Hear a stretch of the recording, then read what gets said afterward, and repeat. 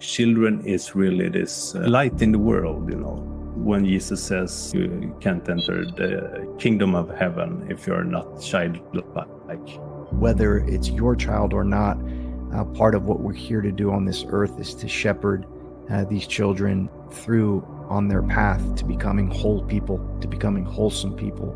The field that I do for my work is we work with medically fragile children that are technology dependent. We provide nursing care, around the clock care for them. And I've been involved and seen some very challenging situations where, you have a 7-year-old that has, late stage leukemia, right? And the way that these children handle something like that is so graceful. It's almost like they're angelic, and it's very challenging for all of those around the child, the parents, the nurses, myself, all of those that participate in the love and care of this child that is this late stage, end stage, terminal cancer. They teach us so much about ourselves, about life, about everything in their short time on this earth. And the way that they gracefully handle something like that is something that has impacted me and will stay with me kind of the rest of my life. You can learn way more from children. Christ says, follow the babes, than you can from all the books in the world. We're moving towards a new world. Even the generations, my children are Generation Alpha.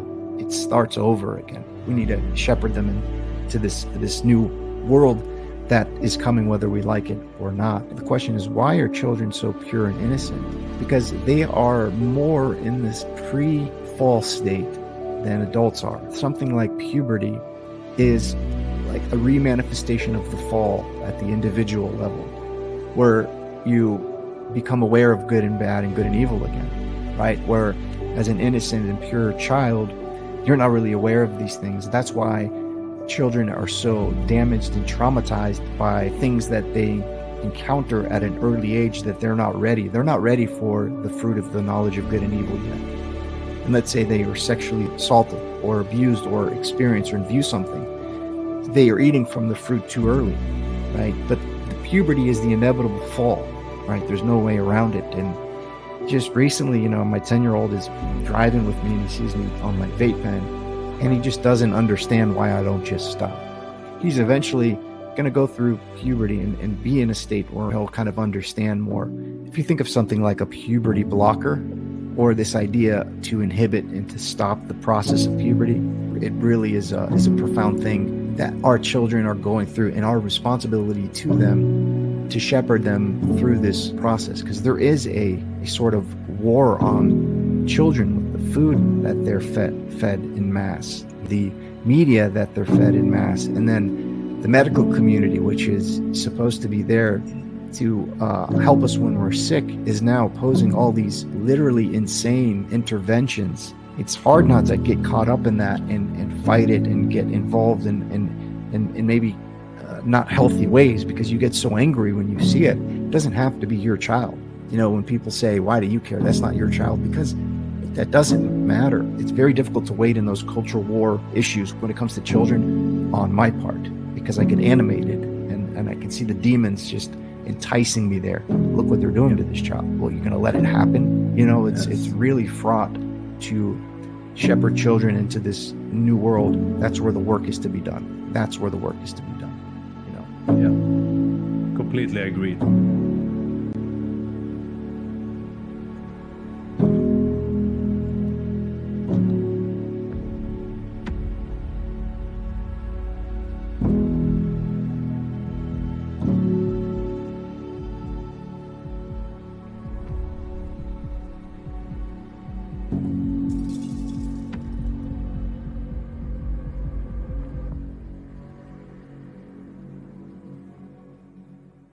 Hello everybody, and welcome back to the Metanoia Path podcast with me, your host, Matthias Lidborn.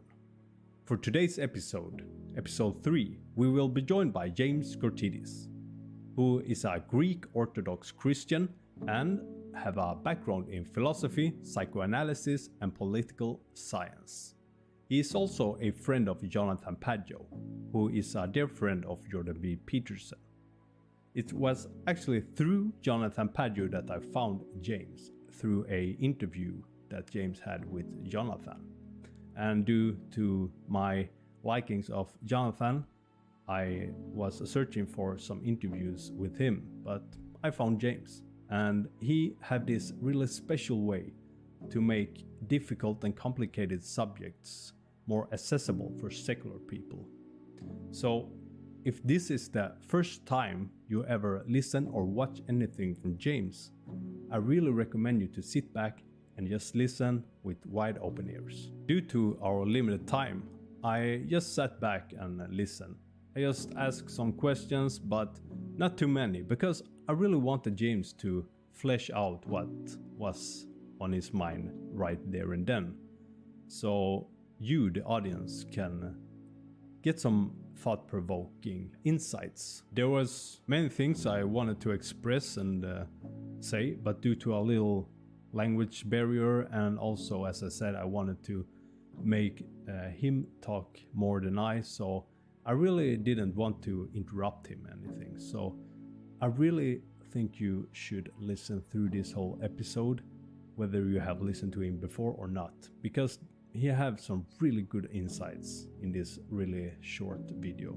I will also mention that in every episode, I always put a 20-second video in the end of every episode. And this is for all the episode I have published and all episode I will publish. What you will see is some clips from my adventures and hikes. With no further ado, here's the episode. Hello and welcome to the Metanoia Path podcast. I'm Matthias Lidborn, and today I have a really special guest that joined for us for this episode, James Kourtides. Welcome. Thank you, Matthias. Thanks for the invitation. It's nice to connect with you across the pond here, sir. Thank you. Yeah, I really appreciate you coming on. Of course. With such short notice as well. So really and I've watched some of your a couple of your episodes, your first one, and you guys were talking about the zombie apocalypse, and I had a recent insight with that maybe we can discuss a bit as well. Yeah, love to go into that as well. Yeah. So for what I know about you, I know your parents were immigrating to the US from Greece.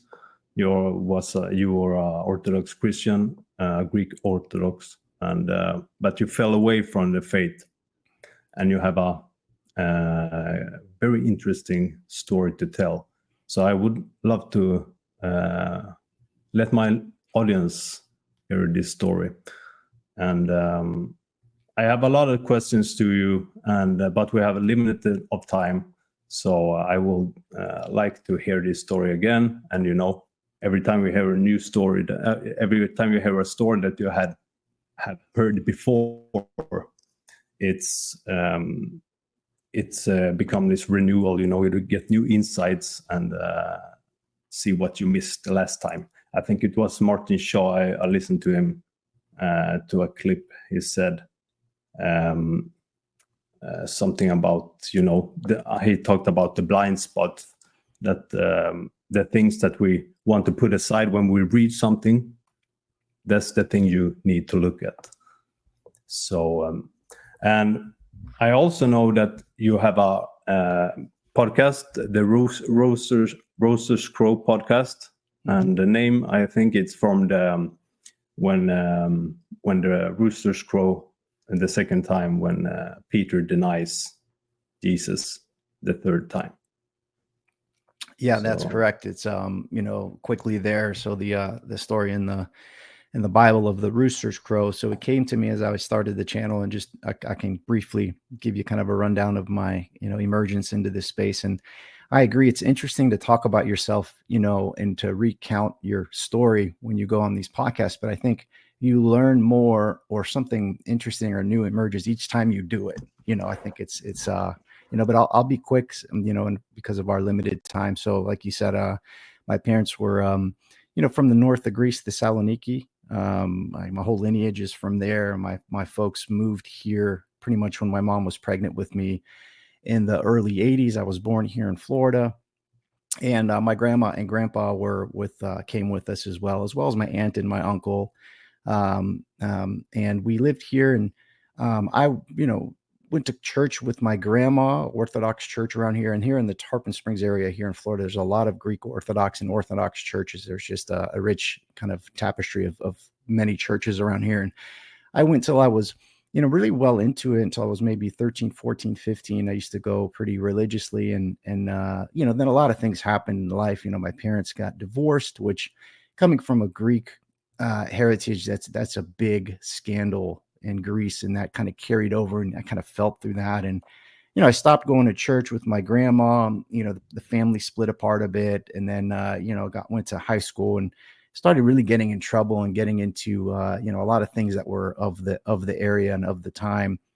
Fell away from church, and ended up going to university, and that's where I found philosophy out of nowhere. I wasn't really a student before, but then when I found philosophy, it just opened up a whole new world to me, and I took on a major of philosophy and political science, and I really loved it. And then I graduated kind of 2007 mark, and my interest in philosophy grew from there. So I read more and engaged more in philosophy and psychoanalysis after school than I did at university, and was really into continental philosophy. And all through the time, my young 20s and whatnot, I was dealing with residual effects of addiction and anxiety and a lot of these issues. And I've always been a self-medicated type. I would always use different substances to self-medicate very functionally. And I would always battle with that. Is this right? Should I be taking this stuff? Even though I'm doing successful at work, something feels wrong about this. So I've frequented many psychiatrists, psychologists, and they would just put you on different medications and whatnot. And,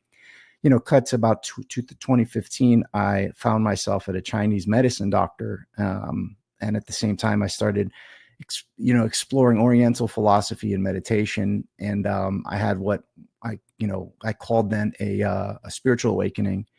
From the inside, it was a spiritual awakening. And I found Qigong, which is a type of Taoist meditation and yoga, and it had tremendous effects on my life. It opened up the spiritual world and really got into kind of psychedelics and just exploring the spiritual space and whatnot. And I made the decision at that time. I had one young son, and I was married a couple of years. I had a nice, 6-figure job.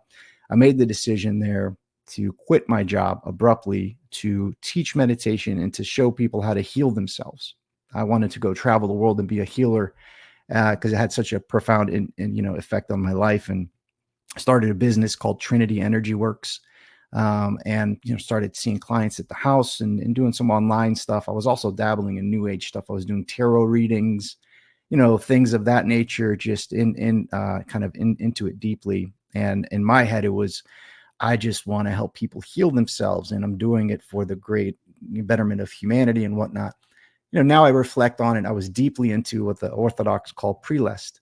Prelest is spiritual delusion. And my spiritual ego was completely inflated, almost lost my marriage and my wife. And my wife stuck by me, which was, from her perspective, and probably more accurate, looked like a mental breakdown, from my family and my friends.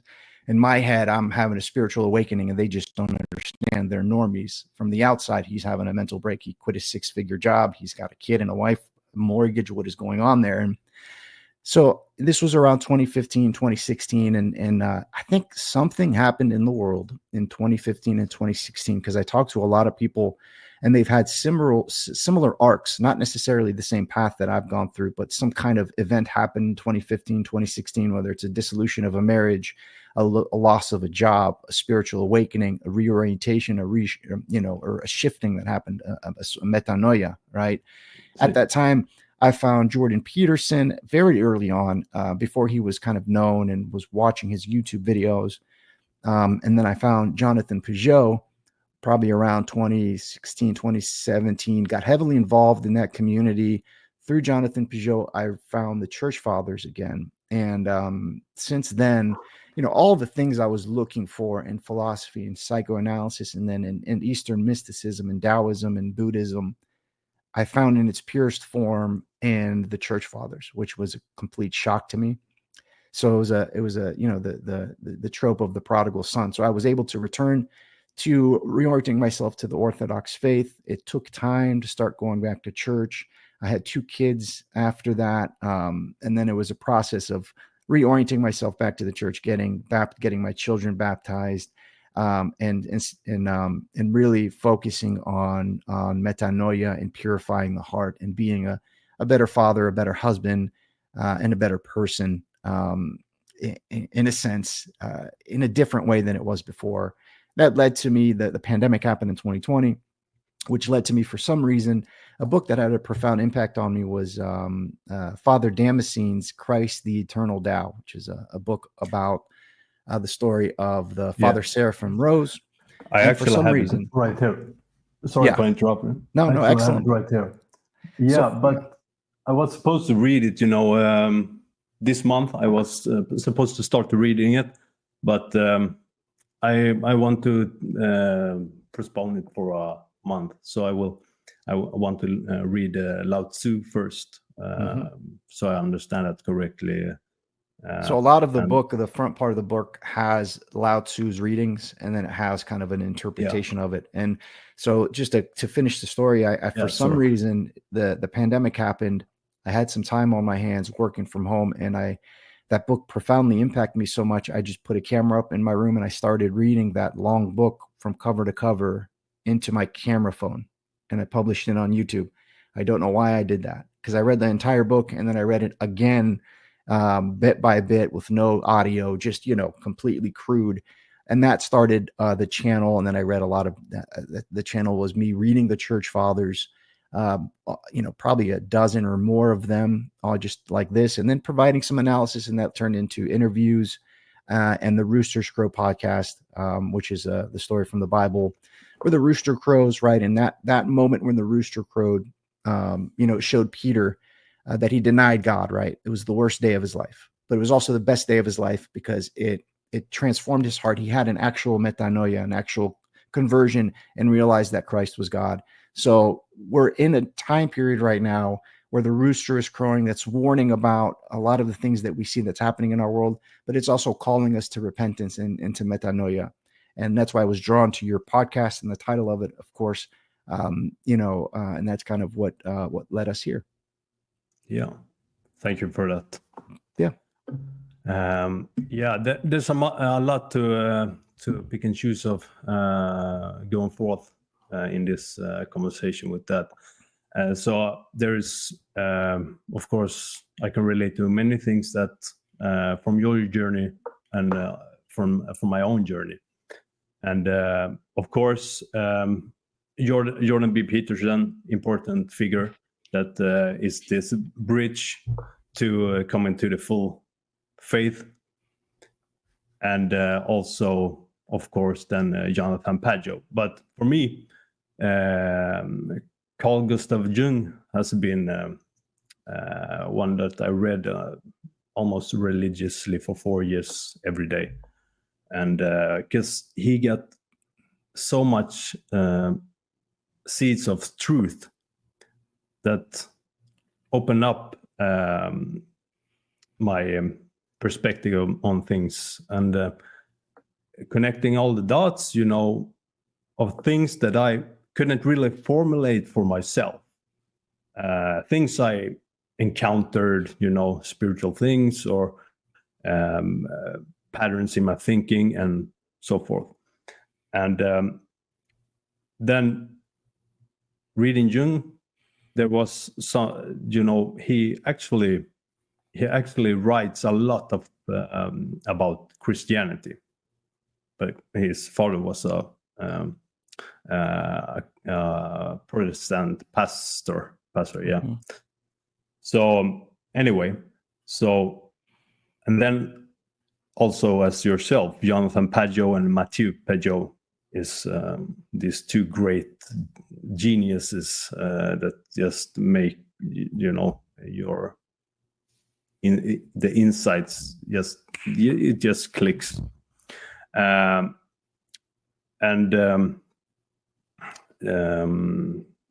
also then seeing this form of metanoia in people in this time, about when Jordan Peterson get popularized and so forth, and this fragmentation of the psyche to almost like a psychedelic process in a way, but that's just I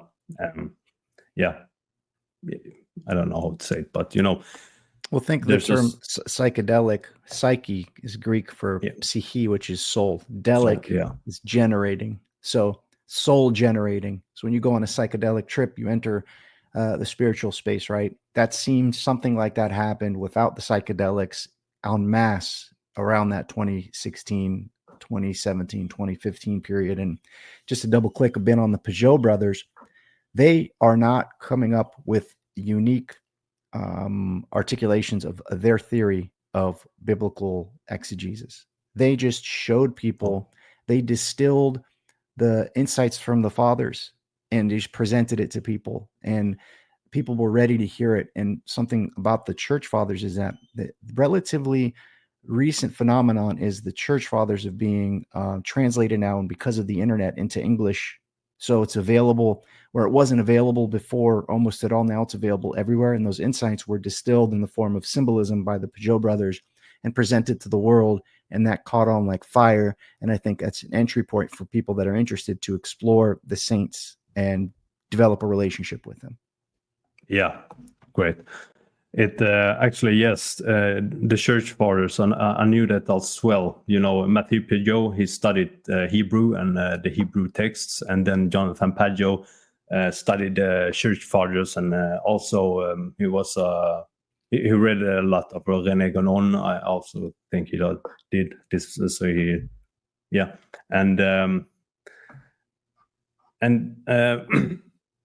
it's with just a bit about Jung and Christianity.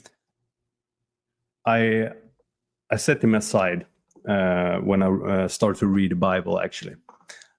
So I switched that, and what I could see in Jung as well is that he did. I can't find any account of him reading about Orthodoxy. The closest he gets is Catholicism. Mm-hmm. So, and when I started to, let yourself wrestle with Christianity in the beginning, but when I found Orthodoxy, it was everything just harmonized, and it's not this. This when secular modern people go and try to find truth in spirituality and so forth. It's oftentimes this in the manner of excitement, But with Christianity, the Orthodox Christianity, it's this mellow, not mellow, but joyful sorrow in a very, very calm. It's like a calm setting to come into it. Very practical. Practical. And patience. Practical, yes. And the patience. It's very humbling. That's it's a great point, because when I would find these spiritual epistemologies and dive into them and get excited about them and then just devour them. Orthodoxy is different and was different for me, where you have to slow down. You don't want to do it like that. It's slowly, and it affects your day-to-day life, and that's where the magic happens. That's where the spirituality is found in the very practical humanness of our lives and how we deal with situations at work, situations in our family, raising our kids. The soil. That's where Orthodoxy takes root, and it takes time. So I agree with you. Yeah, it really takes time. Let the seed grow. And it's actually, I will bring in Jung here again, but that actually, when you read him, he writes a lot about phenomenology and it's easy to get caught up and down in rabbit holes and so forth. But when you break it down, the most important part is the things that people don't want to do. Be a better person, and don't do the things you do for by your own will, but do it in a higher purpose for your people around you, your community, and so forth. And it's of course a hard way for people to, especially in the West, to just take the step to let the thought grow in the mind that there might be something that is true to the fullest. And so just a question I wanted to ask you about that. Now you have coming back to your forefathers' faith, and how have your relationships with the more secular persons, the atheists around you, if you have any, how has that changed? Yeah, that's a good question, and something that I'm, reflected on is the time that I went through, pre-lest in 2016. And how do you know you're just not doing the same thing with Orthodoxy, where you're getting excited and you're letting your spiritual ego inflate again? The way to test that is by the quality and the nature of the relationships you have with those closest to you, and not only those closest to you, but just random strangers that you meet at the store, the clerk at the local gas station. There's a different quality in the nature of the relationships and the discussions that you have with them. And I found that having conversations with people that are secular or atheists or scientifically minded, those were actually enriched as well, in that we got to the humanness, the kind of humility of it quickly, and we have real conversations about life, about mental health, and about taking care of our children, and about being effective fathers and things of that nature. So it's like this kind of source that that colors your way of interacting with people in the world, where you don't have to talk them into believing what you believe in. You're not there to proselytize or share some spiritual insight that you had on a psychedelic trip. It's more context dependent on the specific situation and the relationship that you had. So I noticed that I became a more present boss, leader at a company. I'm responsible for, a group of a couple of dozen people. And those relationships became stronger and more meaningful. The relationship with my children, I became more present, right? And I went from being more polemic with people online to more, wanting to get to know people where they're at, and it helps even with, in these mired culture war issues that we're in right now. For instance, like, there's this, think of the trans community, right? I have this person that works deeply with this community. Her political leanings are different than mine, and we have these conversations. And, like when I talk with trans people, I'm, the fact that they're trans is the least interesting thing. Like, I want to know what they're about. What are their interests? What are their goals in life? What do they do for work? Right. So it's getting into this shared space of humanity that we have with each other, and meeting people there where they're at, and then communing with them at that level. Everything else kind of falls away. Of course, there are this trapping, especially online, where you can get involved and in certain scenarios where you might say things you don't want to say or you don't mean. But it's really helped me stay grounded in my relationships, for sure. Yeah, 100% relate to that as well. The meaningful conversation. They, for me as well, they changed. The closer I get to the Orthodox faith and Christianity, the more engaging and meaningful conversations I get. But of course, before that, I'm working as a coach, So I love listening to people. I love to talk to people, and of course help people and so forth. So have always been that, but there is something different, when you come in contact with the Orthodox faith, because it's easier to orient yourself, because it's much clearer what's good, what's evil, and that's quite that can be a stumbling stone when you talk to people sometimes, because relativism and so forth, if you don't have that frame. But the What kind of coach are you? What kind of coach are you doing? I'm interested. I say I'm doing. I don't like this word. It's watered down, holistic. But I call it health optimization. Mm-hmm. So what I do,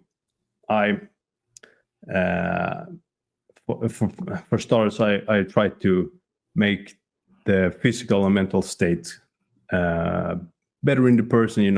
They help themselves by getting some insights and so forth through talking, and everything is individual. So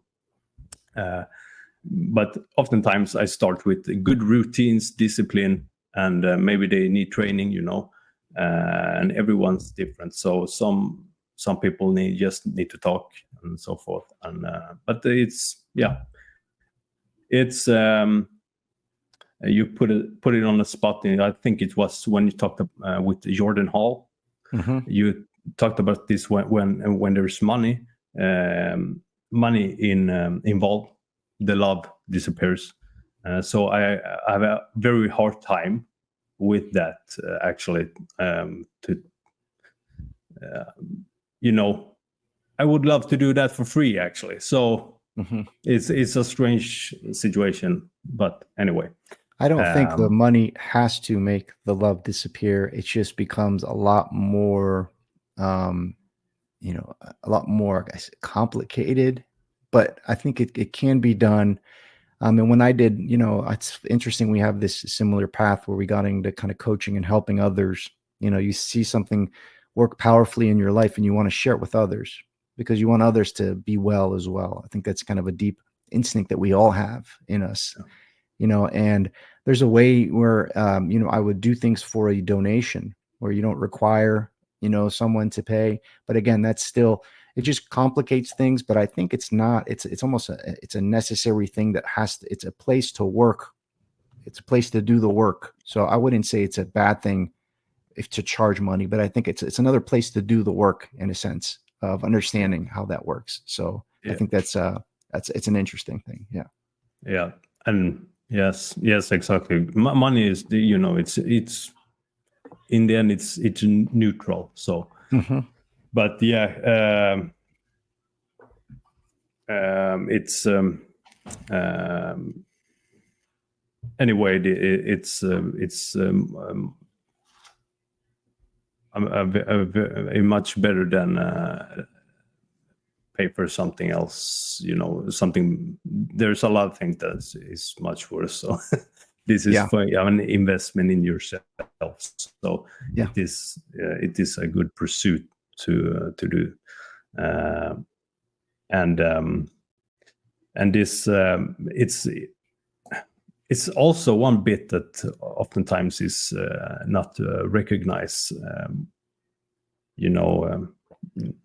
from religious people and so forth. It's this importance of the physical, to clean your temple, so to say, because that is, I think, in my own experience as well, it's with good routines and healthy diets and so forth, the good thoughts from God come, and it's much easier, and you clean the news mm-hmm.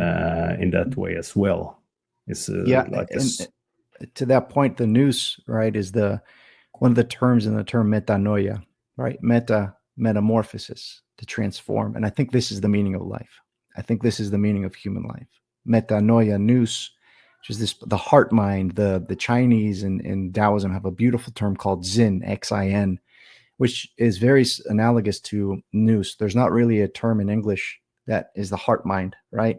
And the more that you purify your heart, the more you make the transformation, the metanoia, the more it is felt by others and is manifest in the relationships that you have. And even in the Taoist Qigong that I would do, and I was actually going to be an acupuncturist and whatnot, they say that, if you take a day off of not doing the work yourself, you suffer. If you take 2 days off, your client suffers, right? So you have to continuously be working on the purification process for the betterment of others, because the quality of your heart is reflected in the words that you speak. The quality in your heart is reflected in the advice that you give, and it's a wonderful, beautiful thing. And I think it's a subtle aspect of orthodoxy, how, the goal of orthodoxy is to walk with God again, right? And to do that, you have to purify your heart, transform your being, and transform the relationships you have with Christ, with God, right? You love God with all your heart. That's the purification process. And then love your neighbor as yourself, or as God loves you. That is the feedback loop that nurtures and nourishes the relationships that you have, whether it's a coaching relationship, again, with your children or with a random stranger.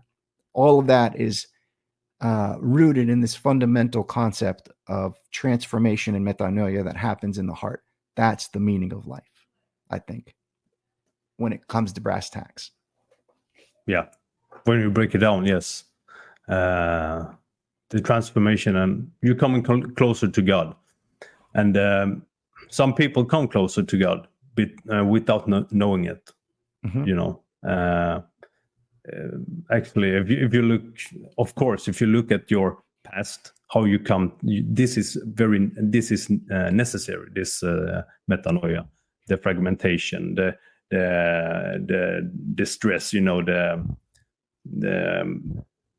depression and so forth. And of course, it's different for different people how that come into their life, but it's all rooted in the same space. So, like, to your point, the manifestations of the heart, the pathologies of the heart manifest themselves as anxieties, as substance abuse, as workaholism, as anger issues, right? All of these things are manifestations of a very fundamental issue that we have at the center of our being, and it has to do with the quality of the heart. And even the quality of your prayer is determined by the purity of your heart. That's why children's prayer is so powerful, right? Because they have a pure heart. And not all prayer is manifests itself the same. So the prayer of a saint who's purified his nous is a lot more powerful than our prayer, in a sense.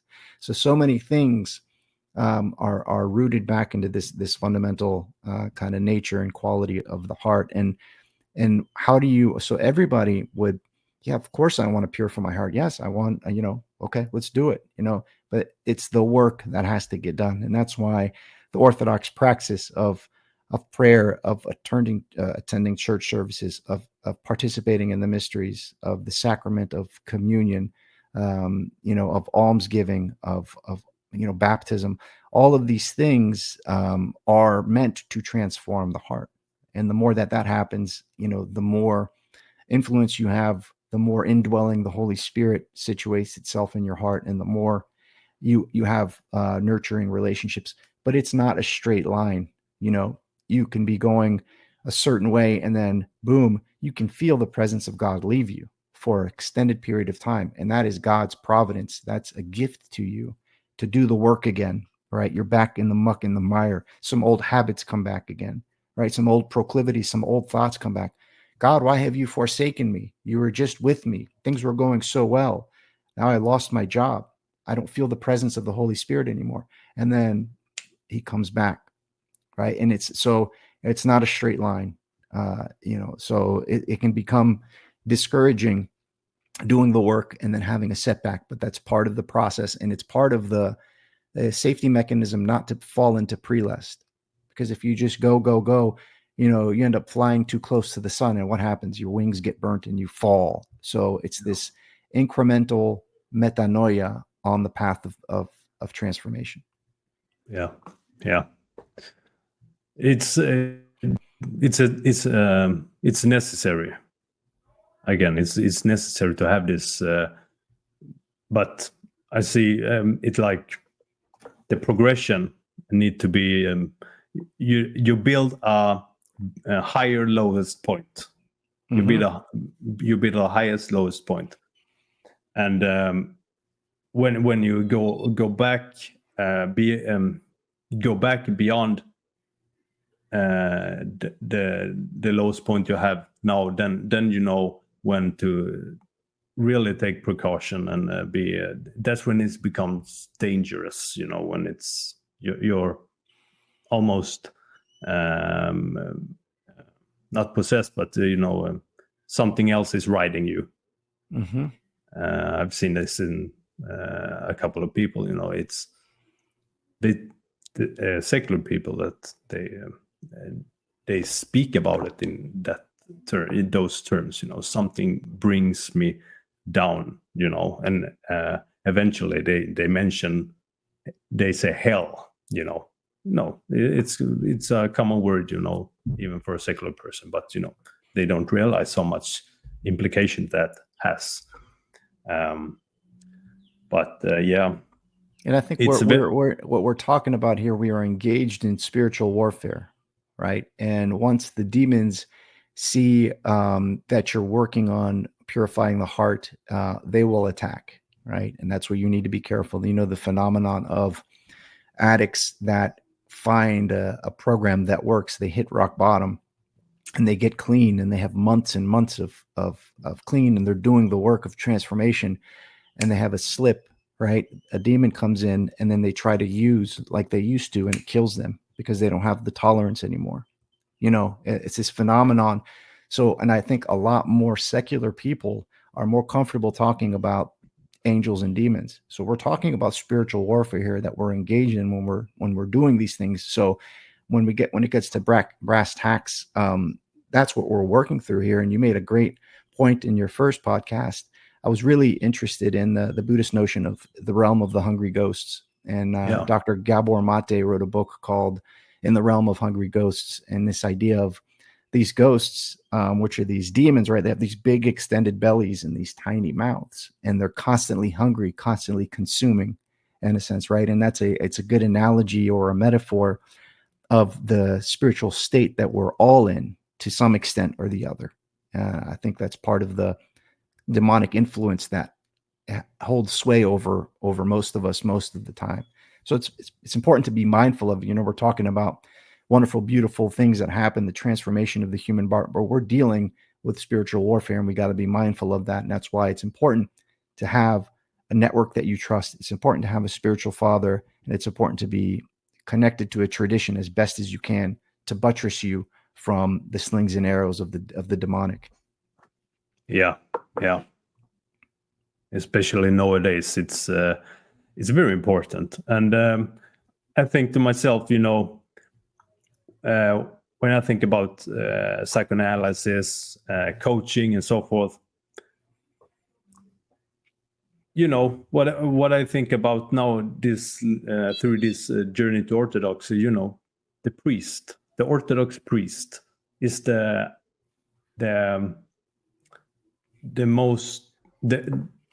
best form of psychologist. It's and they have this way of handling people, with this humility, and they know how to, they know how to handle people, so they come closer to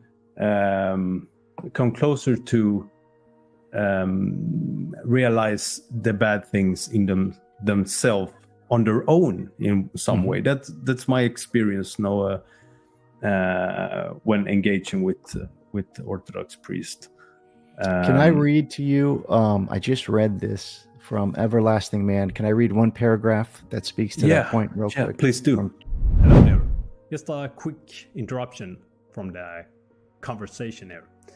I will just inform you that if you would like any coaching session with me, you can easily do that by just send me a mail and you will receive a free consultation. And if you put the episode name in the mail, you will get additional free hour of coaching. I also offer personal training and diet plans. Just hit me on the mail or send me a PM on Instagram or YouTube. Thank you very much. And now back to the conversation.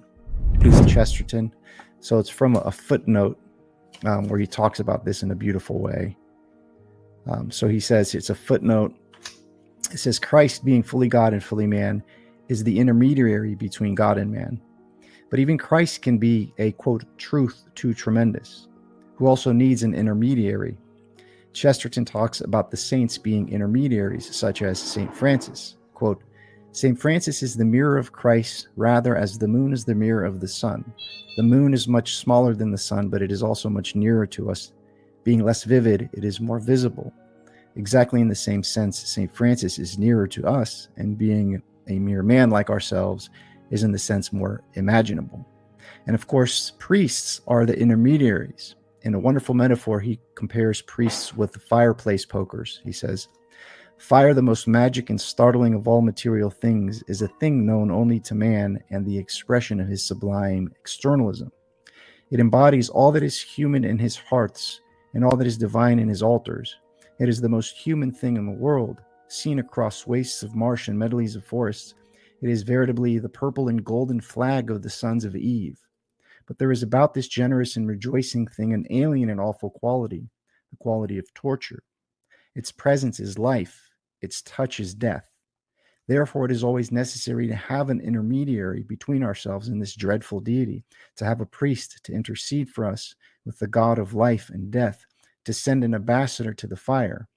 That priest is the poker, made of a material more merciless and warlike than the other instruments of domesticity. Hammered on the anvil and born itself of the flame, the poker is strong enough to enter the burning fiery furnace and, like the holy children, not be consumed.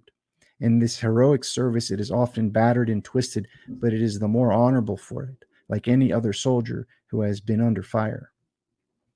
So beautifully put. Yeah, beautiful. The fire, right? And we have these intermediaries to help us mediate between us and Christ, right? Because the love of God can be experienced as light or as fire, depending on the purity of the heart. And if you go too high, if you go too fast, and you go too far, if you take psychedelics and you have this spiritual experience, Jung said, be wary of unearned wisdom. Yeah, that's what it means. Exactly. And the demons know the scripture too, right? They know it by heart, and you can be easily entranced by a beautiful, valid spiritual insight, but be pushed towards it in a way that the light that you see from one end ends up being a fire when you actually reach it, and it burns you. So to that point. Yeah, exactly. And that actually, before I heard that, Jun said, be aware of unearned wisdom. That was something I thought about before. I didn't formulate it that way, but that was I took precaution with these psychedelic trends and so forth, and I saw that my intuition, and Jung also said that religion is something. He said something is like a safe net to keep the people safe from the numinous. Yeah, he would advise his Catholic, analyzans, people that he was analyzing, to go back to their faith, because that's kind of where your safety net is. And we were talking a little bit before offline about children and the spiritual technology that they have called the internet, which is a spiritual technology.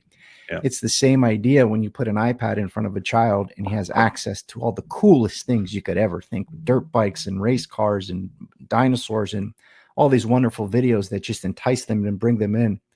But if they happen upon a website of pornography or something at 10 years old, right, that spiritual technology will impact their consciousness and will transform them in a negative way. You know what I'm saying?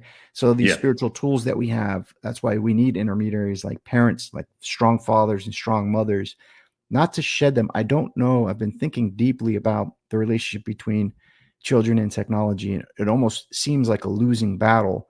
You know, you can control screen time, you can do X, Y, and Z, but it's the water that they're going to be swimming in as they grow, right? So you can't stop the waves. You can learn how to surf. So I think it's our job as shepherds to help them as best as we can. We need help ourselves. God, help us, to shepherd them and guide them, and not go too far towards the sins of the left hand nor the right hand, and try to find that royal path.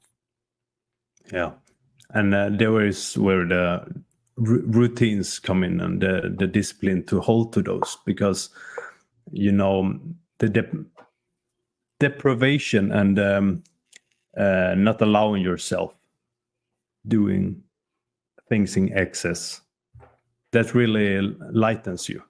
You get lighter when you just deprive yourself from sensations and everything, and let yourself have. It's not boring to be bored, Yes. I said that to my son recently. Allow yourself to be bored. And can I ask you a question? I'm curious what you think of this. Does everybody have available to them the same capacity of willpower and discipline? Or is that there's an IQ spectrum, right? Yeah. Just like you have a certain IQ that's pretty much fixed. Is that analogous to a certain sense of discipline or a work ethic IQ as well? What do you think? Yeah, I think it's related to IQ, because when you, if you have a lower IQ, you are prone to act on your impulses. So there's that. But I would say a person can also have a very good intuition. That's what I had when I'm very grateful for. That's a blessing for me, the intuition I always had. I know what's. I had this, when I was like 8 years old, I was a little chub, too big for my own sake. So I was always complaining to my parents when I was just little, like 4 or 5, something like that. I want to start martial arts. I want to fight. My brother and we always fought pretty brutal. So, and he was a lot bigger. So I know I wanted to start training, but they didn't let me.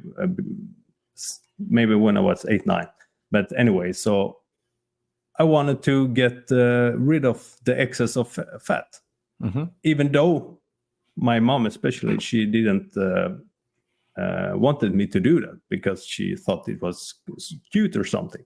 But I said, okay, I will stop eat candy, stop eat shit, and I'm as an 8-year-old, you're not that intelligent because you're not developed yet. So the intuition is an important part, I think. But there is different levels, if you're low IQ, but in a family with, you may be adopted or something, and you're adopted into a rich family or something like that, and that will be easier for you to discern what's good or bad. So I ask because we see a lot of the Joe Rogans and folks that say, just wake up at 5 a.m. and go to the gym, and start eating right. And I think everybody sees that and says, yes, I want to do that. But the ability to actually do that and have the discipline, do you think that also comes with the path of metanoia, in that the more that you purify the heart, the more access you have to willpower? Yeah, both end, I would say, because again, intuition is important, I think, but it's like if you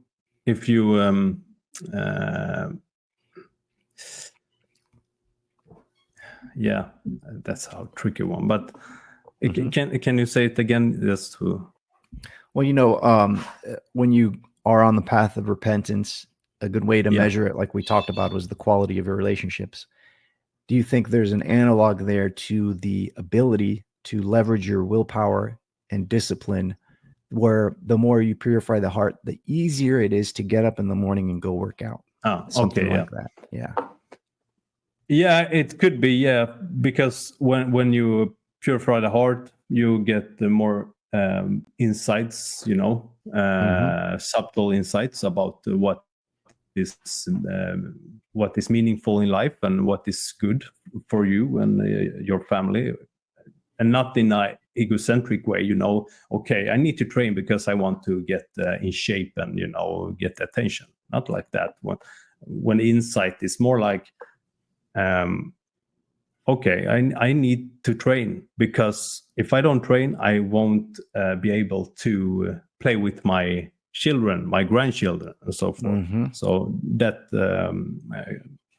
when you get conscious of what is good and what's bad, what leads to death and what's lead to life, Yeah, I agree. So that's one. Yeah, I just look at the clock. Okay, we got 10 minutes left here. So we can go a little bit over, until kind of my kids are here now. So until they barge in, so I'm good to go, 15, 20 minutes over if you'd like. Oh yeah. Thank you very much. Yes. Yeah, yes. Of course. Would appreciate that. Yeah. So, anyway, I think, you talked about children before. That's something that had been something I've been thinking about a lot lately. Children is really this light in the world. When you I don't have children myself, but I have not my wife, we're not married yet, but her sister have a little baby when she's almost 1 year old. We had an opportunity to spend some time with her, and children they are so pure.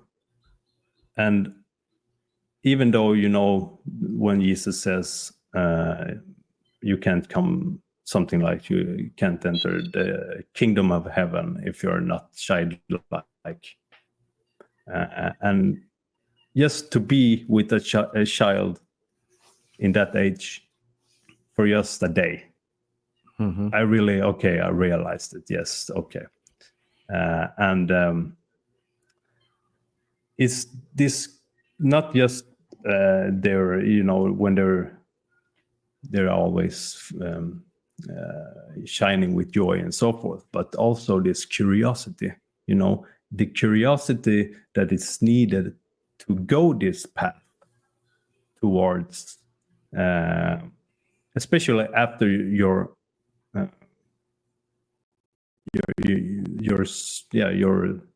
psychology, your psyche fragments, and you're starting this way towards the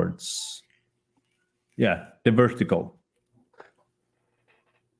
It's very needed, this curiosity, to try to figure out what's behind this and that, and and that's both external and internal in yourself. Be curious about and suspicious about yourself. Why do I do this, and why don't I do that? And I know you got two or three children. 2 children, right? Yeah, I have 3.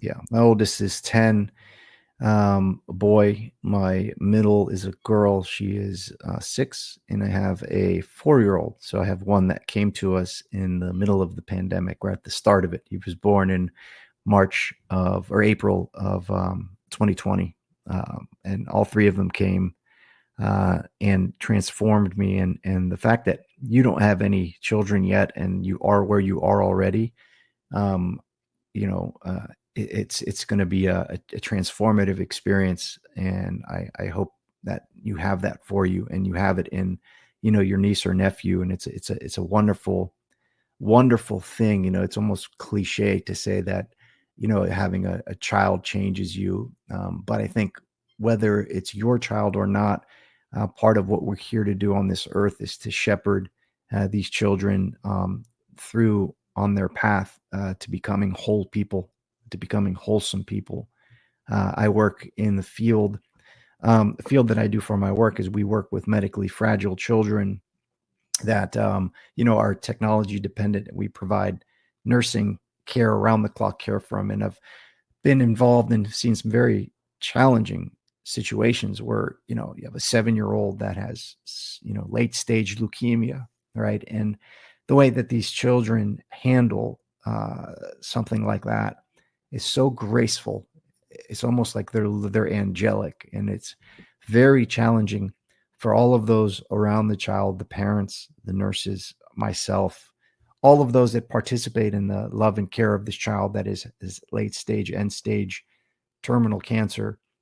They teach us so much about ourselves, about life, about everything in their short time on this earth. And the way that they gracefully handle something like that is something that has impacted me and will stay with me kind of the rest of my life. So you can learn a lot. You can learn way more from children. Christ says, follow the babes, than you can from all the books in the world. So I think that's why it's important. And, we're moving towards a new world, even the generations, Generation X, or I was, in between Generation X and the millennials and Gen Z, right? My children are Generation Alpha. So it starts over again. So we need to shepherd them into this new world that is coming, whether we like it or not. And I think there's a deep correlation. Why, the question is, why are children so pure and innocent? Because they are more in this pre-fall state than adults are.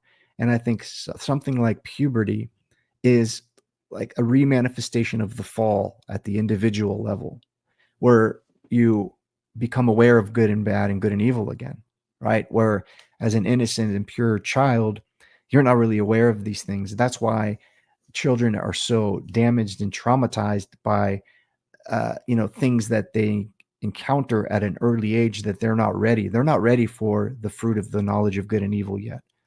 And let's say they were sexually assaulted or abused or experience or view something. They are eating from the fruit too early, right? But the puberty is the inevitable fall, right? There's no way around it. And just recently, my 10-year-old is driving with me and he sees me on my vape pen and he just doesn't understand why I don't just stop. Dad, why don't you just stop? I used to smoke cigarettes and I make all these excuses. It's difficult, son, but he can't understand, you say you want to stop. Why don't you just stop? And he's eventually going to go through puberty and be in a state where he'll kind of understand more. And then if you probably shouldn't get into this, vein of things, but if you think of something like a puberty blocker or this idea to inhibit and to stop the process of puberty, it really is a profound thing that our children are going through, and our responsibility to them to shepherd them through this process, because there is a sort of war on children with the food that they're fed in mass, the media that they're fed in mass, and then the medical community, which is supposed to be there to help us when we're sick, is now posing all these literally insane interventions. It's hard not to get caught up in that and fight it and get involved in maybe not healthy ways, because you get so angry when you see it. It doesn't have to be your child. When people say, why do you care? That's not your child, because that doesn't matter. So it's very difficult to wade in those cultural war issues when it comes to children on my part, because I get animated and I can see the demons just enticing me there. Look what they're doing to this child. Well, you're going to let it happen. You know, it's really fraught. But again, just like dealing with the exchange of money, client-coach relationship, dealing with how to shepherd children into this new world, that's where the work is to be done. That's where the work is to be done, you know? Yeah, completely agreed. That's something that is very important for myself, as or what I often think about is how sinister it is. It's but you can see it in the Old Testament as well. You have something akin to it, and it's just that we are in a more developed society now, and it's a lot more sinister because it's not. It's like this idea of when I don't know how to say it in English, but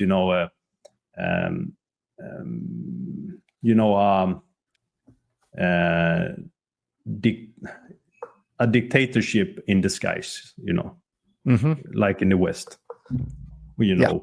Every party is like the same. It's in the end, it's and to that, if a other person say to you that, it's not your children, why do you care? That is that gets you thinking about, okay,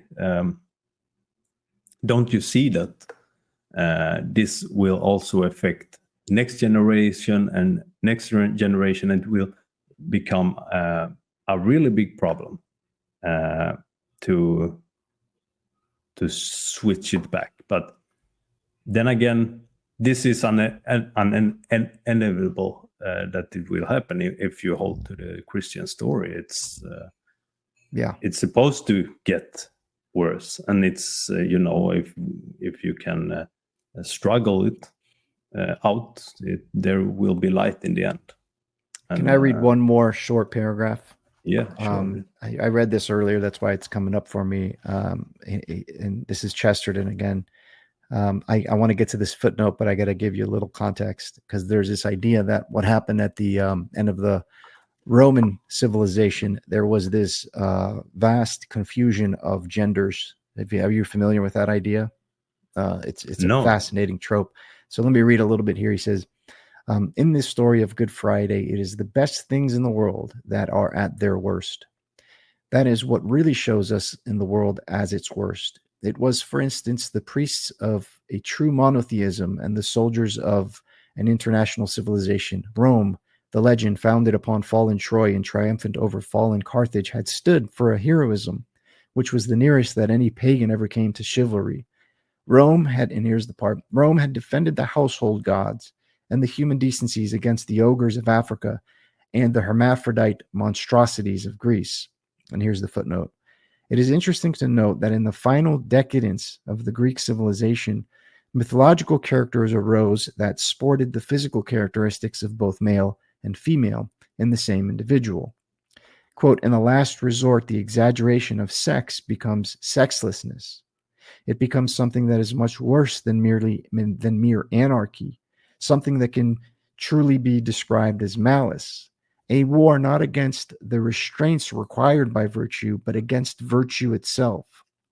The old moral theology called it malice, and there will be no future for the modern psychology until it again studies the old moral theology.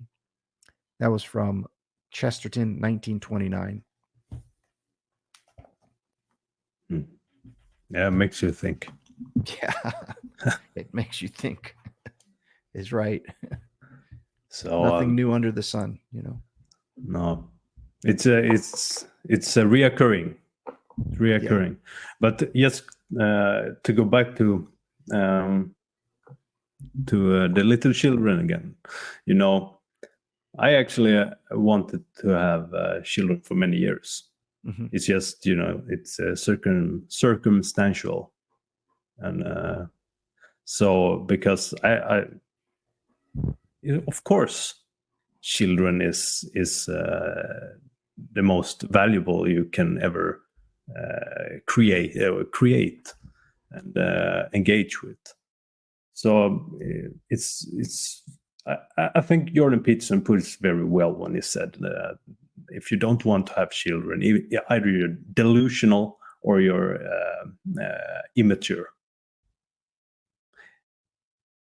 If you can, if you can get children, if you're blessed to get you, then you should try it. Yeah. If you're healthy. So.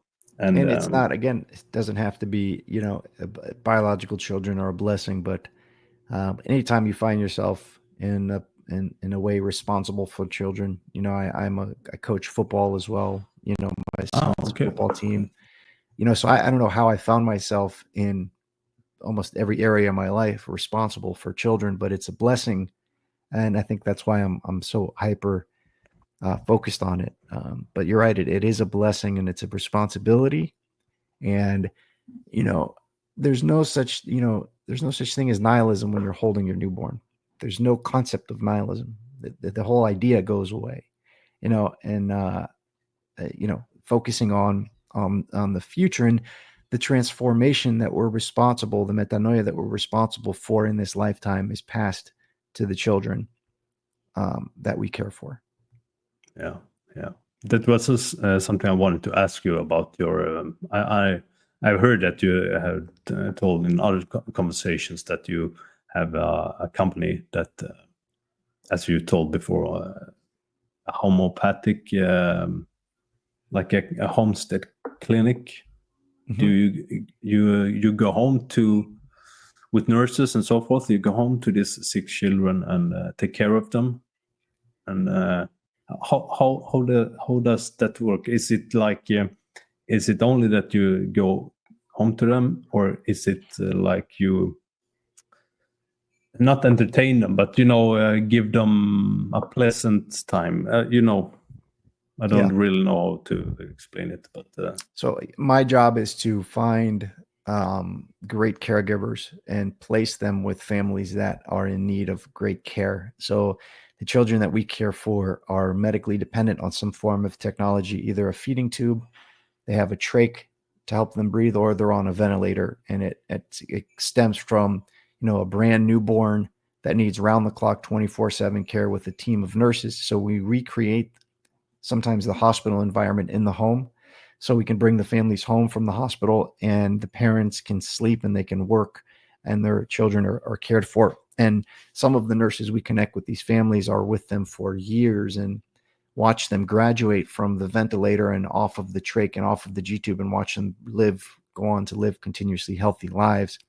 So my responsibility is to find great caregivers and place them in the homes of the children that live in my local community here.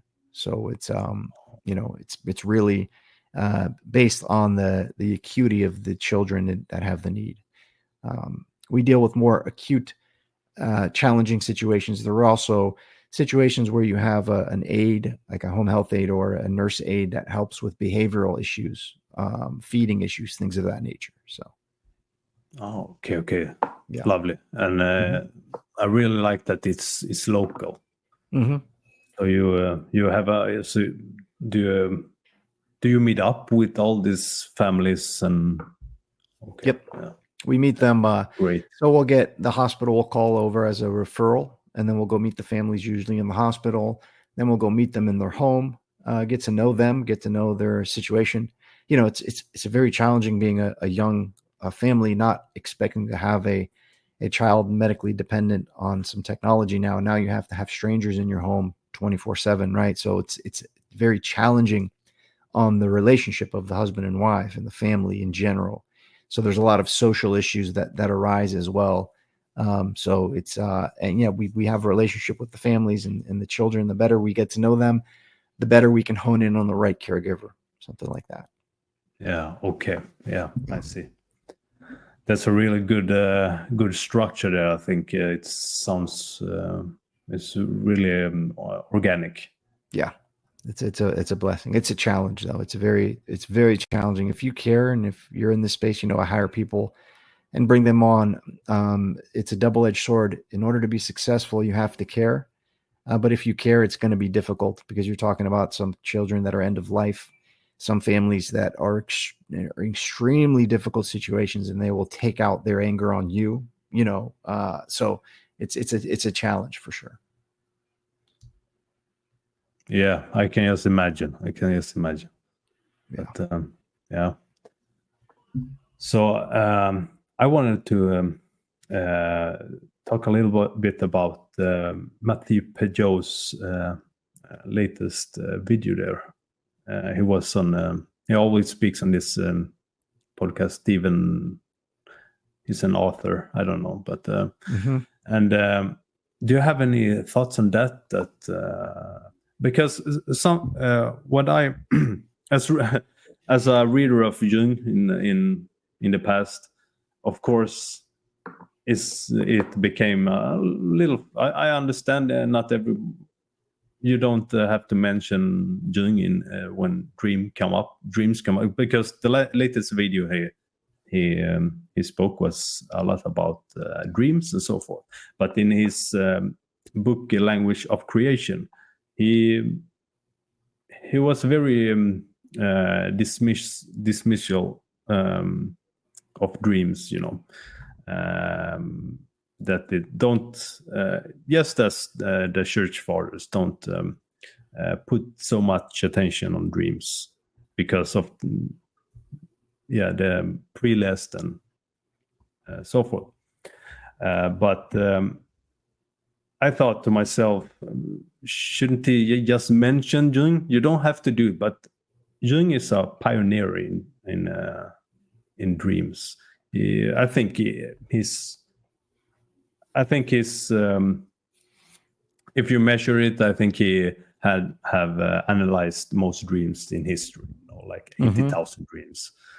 And he also was very prominent to say that some dreams are big and some are just mundane, But the mundane dreams, the day-to-day dreams, they are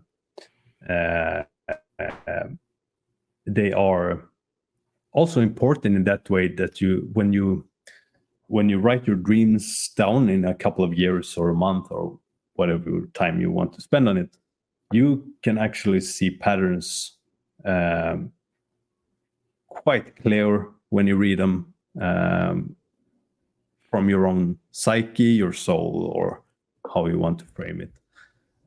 So, of course, I know Jonathan Pageau also have said that don't put so much attention on dreams, but I think it's reasonable to say that, because you can get down in rabbit holes and get deluded and so forth. So, but do you have any thought on that, Jung, relating to the dream and Matthew? And what else did you take from that video he put up?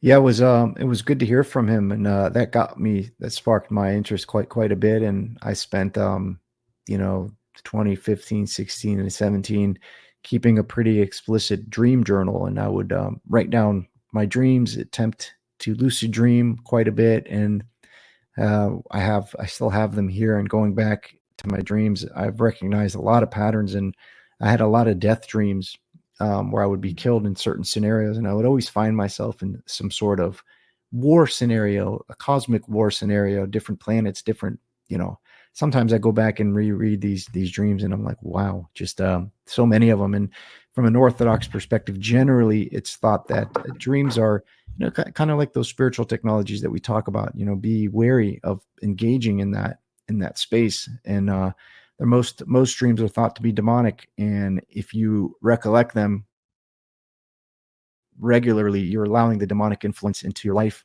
and it might affect your conscious life as well. But I think dreams are fascinating. Both the stalwart psychologists of our last couple hundred years, Freud and Jung, were both extremely interested in dreams. It's obviously a very fascinating space to explore. And in Peugeot, he was talking about how dreams are little deaths, kind of, and death provides renewal in a sense. And when you go, if you stay awake for more than a day or two or three, you lose your mind, right? So you have to go into this dream space to renew yourself. And what happens when you dream is your consciousness is gathered inward, right? And then you enter this dream space, and that's when the regeneration and renewal happens. So much so, again, that if you don't do it, you end up going mad, in a sense. So I think one should tread lightly, and there are prophetic dreams where it's important to pay attention to what comes through, and developing that discernment, like we were talking about, is key to addressing the dream world and the dream space. And then if you zoom out from that, and it seems like we were talking about earlier, we entered into this psychedelic space. We entered in a type of dream space, right? Things seem to be going faster. Things seem to be surreal in a strange way, where the conscious and the unconscious, the wake and the dream space are kind of intermingling with each other. So it feels like we're being lulled into a dream. The question is, what is the dream for? Is the dream for death's sake, or is the dream death for renewal?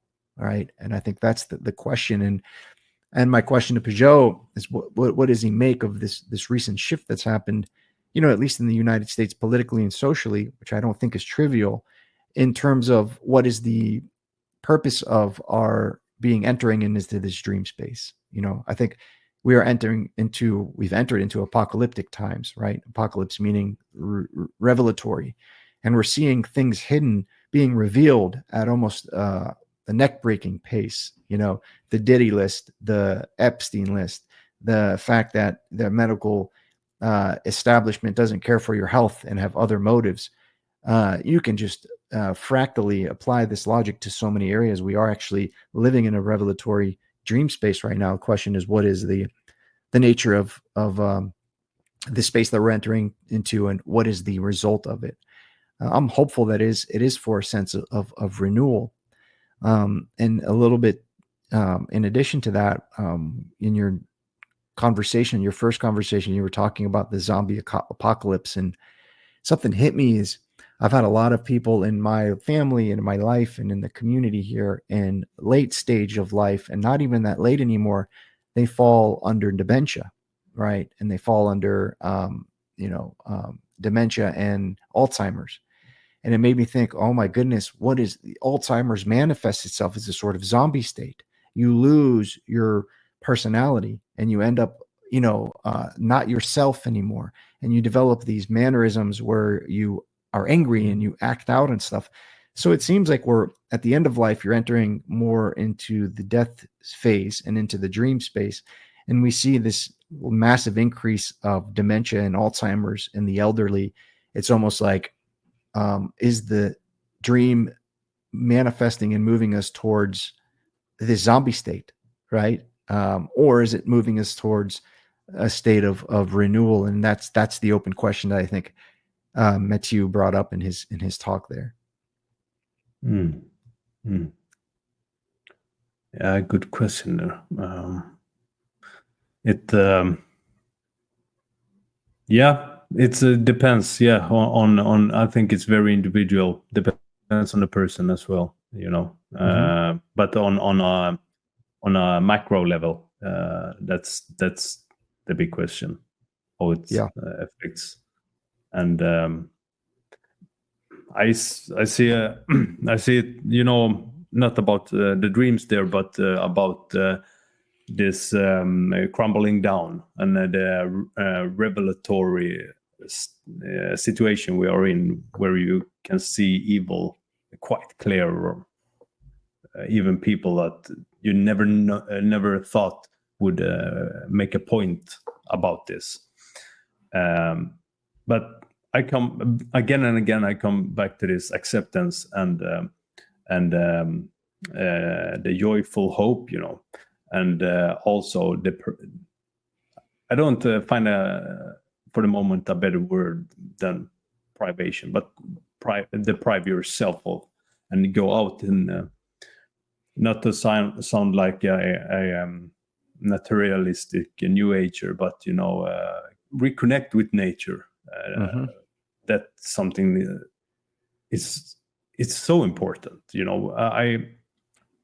That's one of the the best thing I know, the most meaningful thing I know, except for dialogues and conversations and love for with other people and so forth, is going out weeks, month in really, really wild nature and just sleep outside, and it's like you can say that it's like fleeing reality when you go outside in nature and hike for a long time, but it really feels like you're coming into reality. I am put in the right place. I don't need anything. It's very crazy that we do a lot of things that consume our energy, our joy, let's say, our meaning, our health. We're doing a lot of things that cost us everything, both material and spiritual, physical, whatever, but we don't need this excess. We really don't. But of course, it's not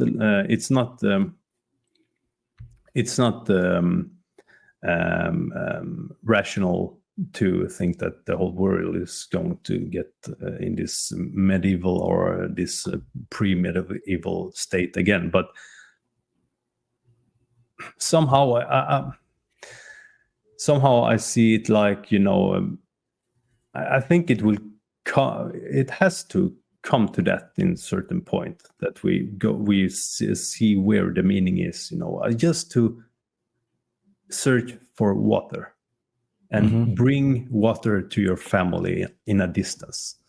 And I can relate that to, when I'm outside hiking and so forth. Just the joy to find water and drink water outside of nature, build your home, all this primitive stuff, but I don't know what my point was really about that, but of course I know, but I don't know where I want to go with it. I think to your point, what we are, I think it's analogous to the idea that we are responsible for children, and we feel the pull to help children. We are also responsible for nature, right? We are here to shepherd nature, and our relationship with nature has become so perverted and bastardized. And I share your being out in nature is something revivifying about it and wonderful. And it's like nature is encouraging us to transform so we can transform our relationship with it. So I think the same pull that draws you towards the care for children is the same pull that draws you into nature and appreciating God's beauty, which is revealed to us in nature. And it's our relationship with nature that will be transformed as we are transformed. I really believe that. Yeah, great connection there. It's the purity, nature, the purity of nature and the purity of children. Yes. I'm very hopeful in that sense as well. So, is that something you incorporate in your role as a father, bringing your children outside in nature and so forth? I do. We have a preserve in our backyard. It opens up to a pond or lake and back into the trees in the preserve. And I would, especially when my son was younger, I would always take him to, these kind of natural parks that we have here. And we would just go be in that space. And, especially when I was, going through kind of being awakened and aware to the importance of the beauty of nature, I would spend a lot of time in nature and conversing with the trees almost, and feeling like there was a lot of exercises in the Taoist Qigong that you do where you like literally connect with trees energetically, right? And with wind, and you can build and develop a relationship with them. And I think that's important. I think it's important to do that. And I think, I like to, so we live in the south of the United States where there's no snow here. And I want to take my children in the next couple of weeks and my wife to go see snow and go be out in the nature up north somewhere as well. So I think that's extremely important as well. And I have a deep appreciation for it for sure. Yeah, great to hear. Great to hear. Yeah, it's very important. Yeah. And it's a place of, it's a place to really connect with yourself as well when you're outside. If you're doing it in solitude. Yeah, it's a place of renewal. For sure. And you never feel alone when you're outside, not even for a month, Yeah. Not for me. And I have heard other adventurers and hikers they say the same, It's, not that we don't need people, because we need each other. That's for sure. And, I wanted to mention this in the beginning, but one thing that made me want to talk to you is, you struck me as a very humble guy, very serious. I really like serious people, but not this mellow, not this nihilistic seriousness. You have this. You take things serious, both spiritual things, and you really care for. It seems that you really care for people and the world. And thank you.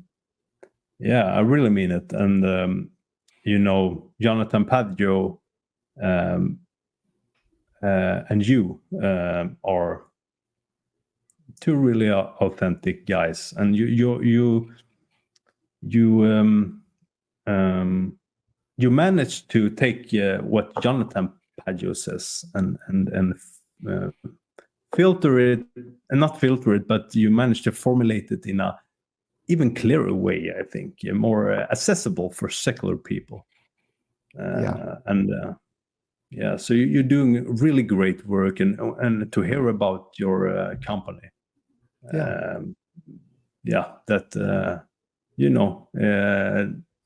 you get joy in your heart. And thank you, man. I can see it in your eyes as well. I appreciate the kind words for sure. Yeah. Thank you. Cool, man. So I really appreciate.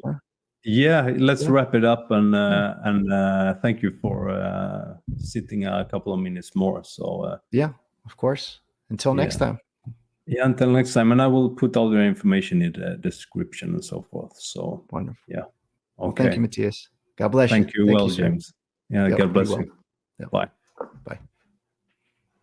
So there's the end of episode 3, and I hope it brought you some insights and also was somewhat thought-provoking for you. For our next episode, episode 4, we will be joined by Spencer from the Thoughts on Thinking YouTube channel. He's a coach, more particularly a procrastination coach, in which he combines coaching with Jungian concepts and perspectives, and also merge this with Christianity and theology. I hope you join us then. Until next time, bye. Don't forget to follow this podcast here on Spotify, and also subscribe to my YouTube channel. And why not go in and share it and like my content and episodes. So all the episodes is in one list, so it's easy to find the particular episodes. Don't forget to check out my Instagram account, Matthias Lidborn, and Matthias Lidborn SWE. The SWE is my Swedish Instagram account. Anyway, if you want to book a coaching session with me, you can always mail me or go into my website. All the information is in the description in this episode, in YouTube, and also here on Spotify. So, I hope you tune in to the next episode. Thank you very much. Bye.